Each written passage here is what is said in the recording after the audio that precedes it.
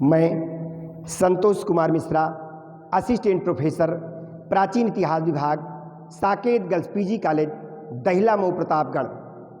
आज हम आपको मौर्य साम्राज्य के बारे में बताएंगे। मौर्य साम्राज्य जिसने भारत को प्रथम ऐतिहासिक सम्राट दिया, और वह प्रथम ऐतिहासिक सम्राट भारत के या भारत के बाहर के तमाम क्षेत्रों पर अपने साम्राज्य की स्थापना की। तो सबसे पहले आपको मौर्य साम्राज्य बताना चाहेंगे। मौर्य साम्राज्य जिसने मगध पर अपने साम्राज्य की स्थापना की और 322 ईसा पूर्व से लेकर 185 ईसा पूर्व तक मौर्य साम्राज्य पूरे भारत पर राज्य किया। अब आपको ये जानकारी देंगे कि मौर्य साम्राज्य का नाम मौर्य साम्राज्य क्यों पड़ा।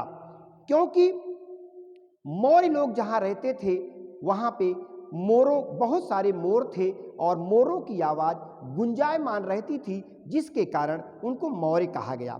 दूसरा कारण, उनके जो मकान बनाए गए थे, राजभवन बनाए गए थे, वो मयूरों की गर्दन के आकार के थे, जिसके कारण उनको मौर्य कहा गया।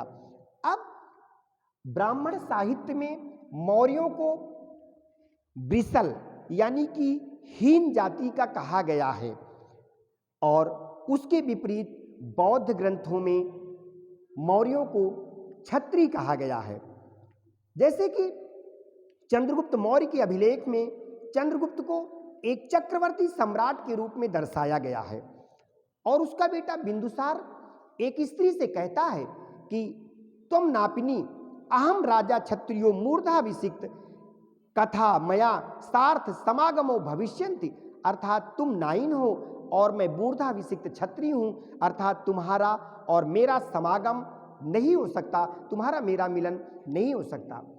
इसके बाद बिंदुसार का बेटा अशोक अपनी पत्नी देवी से कहता है, देवी अहम क्षत्रिय कथा पलांडु परभक्ष्याम, देवी मैं क्षत्रिय हूं अथा प्याज नहीं खा सकता।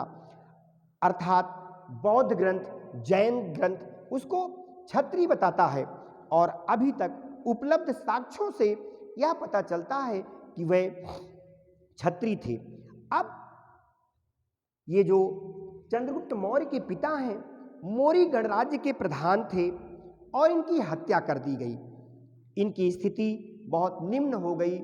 इनकी माता इनको लेकर पाटलिपुत्र में रहने लगी, और ये अपने छोटे छोटे कार्यों को चंद्रगुप्त मौर्य करने लगे। अब उसी समय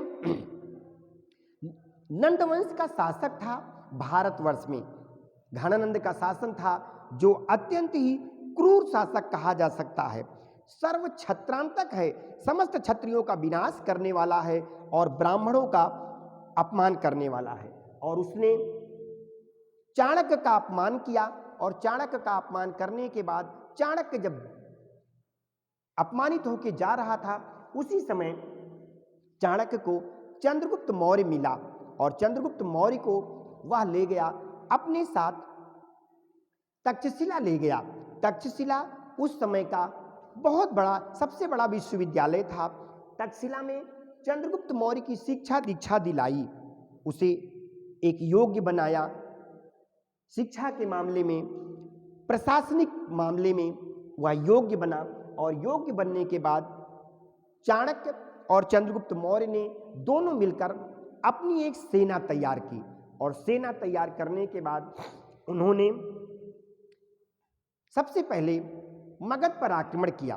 कुछ विद्वानों का मानना है कि उसने मगध पर आक्रमण किया पहले, और कुछ विद्वानों का मानना है कि उसने पंजाब पर आक्रमण किया। लेकिन जो घटना दिखाई देती है उससे लगता है कि उसने सबसे पहले अपना आक्रमण मगध पर किया, और मगध पर आक्रमण करने के बाद चंद्रगुप्त मौर्य और चाणक्य पराजित हुए, और पराजित होने के बाद एक कुटी में जाकर छिपे। क्योंकि अगर राजधानी में आक्रमण किया जाएगा तो राजधानी में सारे सैनिक, सारी चौकसी सेना का प्रबंधन मौजूद रहता है, इसलिए राजधानी पे आक्रमण उसका विफल हो गया। वह जाके एक कुटी में छिपा और कुटी में एक बुढ़िया और एक उसका बेटा रहता था। बुढ़िया रोटी बना रही थी और जब रोटी बना रही थी उसका बेटा दौड़ के आया, बोला कि माँ बहुत भूख लगी है। माता ने रोटी दिया, जब रोटी दिया उसने बीच से तोड़ा और जब बीच से तोड़ा तो उसका हाथ जल गया। उस बुढ़िया ने कहा, तुम्हारा काम तो ऐसे है जैसे चंद्रगुप्त मौर्य और चाणक्य का। तो दोनों जो छिपे हुए थे वो निकले और उन्होंने पूछा कि चंद्रगुप्त मौर्य और चाणक्य ने क्या गलती की। तो बुढ़िया ने बताया कि जो राज्य के किनारे किनारे राज्यों पर अगर आक्रमण करते तो शायद विजयी हो जाते। उन्होंने आक्रमण किया बीचों बीच राजधानी पे।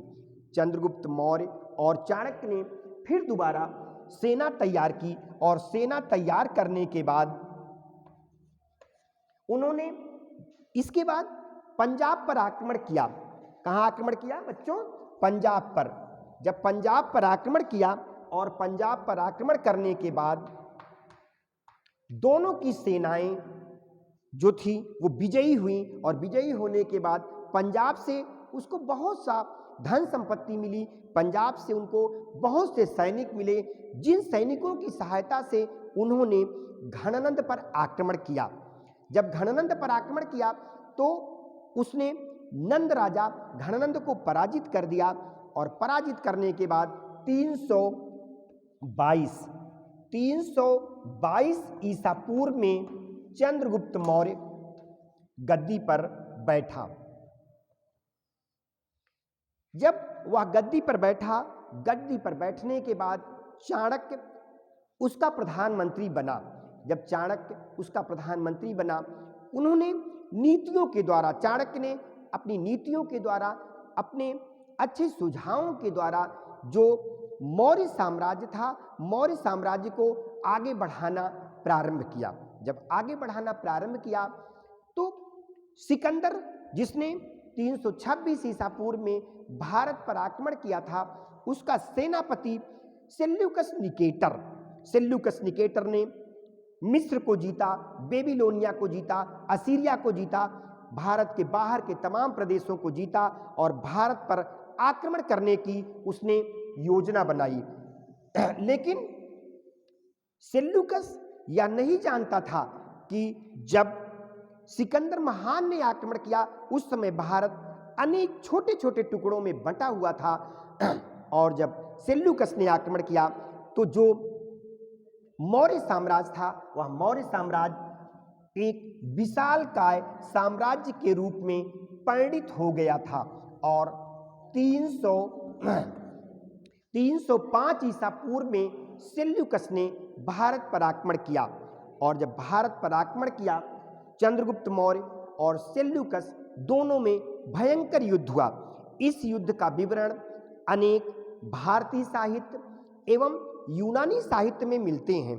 यूनानी यूनानी जो दार्शनिक है, इतिहासकार है, जस्टिन है, प्लूटो है, एरियन है, वह बताता है कि दोनों में भयंकर युद्ध हुआ और भयंकर युद्ध होने के बाद चंद्रगुप्त मौर्य ने सेल्यूकस को पराजित कर दिया। जब सेल्यूकस को पराजित कर दिया तो पराजित करने के बाद दोनों में संधि हुई। सेल्यूकस और चंद्रगुप्त मौर्य में संधि हुई और जो संधि हुई, पहली संधि हुई कि सेल्यूकस ने अपनी पुत्री हेलेना का विवाह चंद्रगुप्त मौर्य के साथ कर दिया। तो ये आप जानिए कि सबसे पहली बार किसी विदेशी कन्या का विवाह किसी भारतीय नरेश के साथ का पहला उदाहरण मिलता है, हेलेना का विवाह चंद्रगुप्त मौर्य के साथ।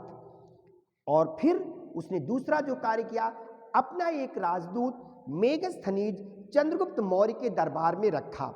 मेगस्थनीज जो कि बहुत ही विद्वान था, उसने इंडिका नामक ग्रंथ की रचना की। जैसे हमारे ऋग्वेद में 4 वर्णों का उल्लेख मिलता है कि भारत में 4 वर्ण थे, ब्राह्मण, क्षत्रिय, वैश्य और शूद्र। उसी प्रकार से मेगस्थनीज ने अपनी इंडिका में 7 वर्णों का उल्लेख किया है, 7 जातियों का उल्लेख किया है। इसके बाद दूसरा, उसने मेगस्थनीज को रखा। तीसरा, उन्होंने क्या किया कि संधि में चंद्रगुप्त मौर्य को काबुल, कंधार, बलूचिस्तान, जाकराता, ये 4 प्रांत चंद्रगुप्त मौर्य को सेल्यूकस ने दिया। अब भारत का जो साम्राज्य था, भारत का साम्राज्य भारत से बाहर हो गया और अफगानिस्तान और बांग्लादेश तक चला गया। इतनी दूर तक भारत का साम्राज्य हो गया। तो 3 चीजें दिया। इसके बाद चंद्रगुप्त मौर्य ने उदारता दिखाते हुए 500 भारतीय हाथी सेल्यूकस को प्रदान किया। दोनों में एक अच्छी मित्रता हो गई। अब सेल्यूकस यूनान चला गया। इसके बाद बताते हैं कि चंद्रगुप्त मौर्य ने भारत के और तमाम प्रांतों पर विजय प्राप्त की। और अगर चंद्रगुप्त मौर्य ने उत्तर भारत के तमाम प्रांतों पर विजय प्राप्त की, सेल्यूकस जैसे महान सेनानी को पराजित किया, तो दक्षिण भारत की विजय का श्रेय उसको दिया जा सकता है। क्योंकि अपने जीवन के अंतिम काल में चंद्रगुप्त मौर्य दक्षिण भारत चला गया। श्रवणबेलगोला कर्नाटक में है, मैसूर श्रवणबेलगोला, और श्रवणबेलगोला में वह अपने प्राण को त्याग दिया। ऐसे वह जीवन के अंतिम समय में जैन धर्म का अनुयायी बन गया और सल्लेखना के द्वारा, उपवास के द्वारा अपने जीवन को समाप्त किया। चंद्रगुप्त मौर्य का जो साम्राज्य था वो भारत के बाहर, डॉक्टर विंसेंट स्मिथ ने लिखा है कि 5000 साल बीत गए, 5000 साल बीत गए और इतना बड़ा साम्राज्य ना कभी मुगलों का था, ना इतना बड़ा साम्राज्य अंग्रेजों का था, जितना बड़ा साम्राज्य चंद्रगुप्त मौर्य का था। उसका साम्राज्य भारत के विशालकाय साम्राज्यों में एक साम्राज्य माना जा सकता है। चंद्रगुप्त मौर्य ने अपने जीवन काल में महत्वपूर्ण कार्यों को किया। उन्होंने 322 ईसा पूर्व से लेकर 298 ईसा पूर्व तक राज्य किया। अर्थात चंद्रगुप्त मौर्य ने 24 वर्ष तक भारत पे राज्य किया। और चाणक्य जैसे 24 वर्ष, और चाणक्य जैसे एक महान राजनीतिक को उसने दिया, जिसने अर्थशास्त्र नामक ग्रंथ की रचना की। अर्थशास्त्र 18 अधिकरणों में विभक्त है और अर्थशास्त्र में राज्य के बारे में, समाज के बारे में और अर्थव्यवस्था के बारे में बताया गया है। राज्य के सप्तांग के बारे में जो सबसे अच्छी बात अर्थशास्त्र में बताई गई वो ये बताई गई, राज्य के सप्तांग, कि राज्य के 7 अंग होने चाहिए, 7 अंगों में किसी एक अंग कम नहीं होने चाहिए। और उनमें राजा, अमात्य, जनपद, दुर्ग, कोष, मित्र और सेना, ये 7 चीजें होनी चाहिए। 7 चीज में अगर एक भी नहीं है तो राज्य विकलांग हो जाएगा और राज्य अपने आप धराशायी हो जाएगा। ये चाणक्य ने बताया और चाणक्य ने चंद्रगुप्त मौर्य को ऊंचाइयों की एकदम ऊंचाई पर पहुंचा दिया। चंद्रगुप्त मौर्य को, जो भारत का प्रथम ऐतिहासिक सम्राट माना जाता है। मुद्रा राक्षस नामक ग्रंथ है जिसकी रचना विशाख दत्त ने की है, वह उसका धीरोदत्त नायक है और उसने अपने साम्राज्य विस्तार के साथ साथ एक पूरे भारत को राजनीतिक सोच प्रदान की, एक प्रशासनिक क्षमता प्रदान की, केंद्रीय शासन व्यवस्था। सबसे पहले अगर भारत में सबसे पहले शुरुआत हुई, चंद्रगुप्त मौर्य ने केंद्रीय शासन व्यवस्था की शुरुआत किया। इसके बाद बच्चों जब 24 वर्ष उसने शासन किया, उसके बाद 298 ईसा पूर्व में उसकी मृत्यु होती है।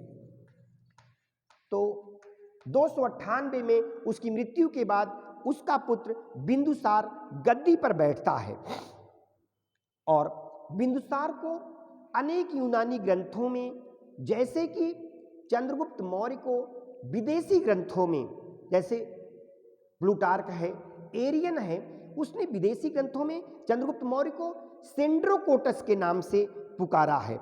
सेंड्रोकोटस शब्द आता है अर्थात चंद्रगुप्त के लिए उस शब्द का प्रयोग किया जाता है। उसी प्रकार से बिंदुसार के लिए जो प्रयोग किया गया शब्द वो एंड्रोकोटस।